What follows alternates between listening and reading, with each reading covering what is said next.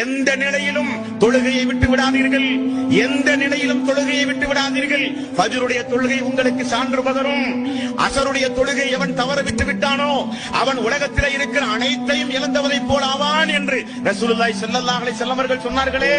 இறை இல்லங்களின் மூலம் ஒவ்வொரு நேரமும் ஒவ்வொரு வக்துக்கும் ஹய்யாலஸ் ஸலா தொழுகையின் பக்கம் வாருங்கள், ஹய்யாலல் ஃபலா வெற்றியின் பக்கம் வாருங்கள் என்று அழைப்பு காதில் விழுந்த பொழுது கூட ஜமாத்தோடு சேர்ந்து ஓடோடி வந்து தொழுது தீமைகள் எல்லாம் அழிக்கப்பட்டு பரிசுத்தவானாக மறுமை நாளில் இந்த துனியாவில் மரணிப்பதற்கு பகரமாக தொழுகையை புறக்கணித்து வாழ்ந்தானே அவனுக்கல்ல சொர்க்கம்.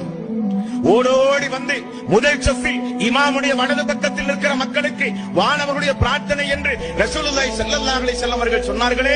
அந்த ஜமாத்தை பின்பற்றி தன்னுடைய வறுமை காலத்திலும் செல்வமான நிலையிலும் சோதனையான கட்டத்திலும் எவ்வளவு பெரிய மன உளைச்சலுக்கு ஆனாலும் ஓடி வந்து சுஜூதில் கிடந்து தன்னுடைய மனக்குமரலை அல்லாஹ்விடத்திலே ஒப்படைத்து அழுது தொழுது சுஜூதோடு தொடர்பு வைத்தானே அவனுக்குரியது அந்த சொர்க்கம்.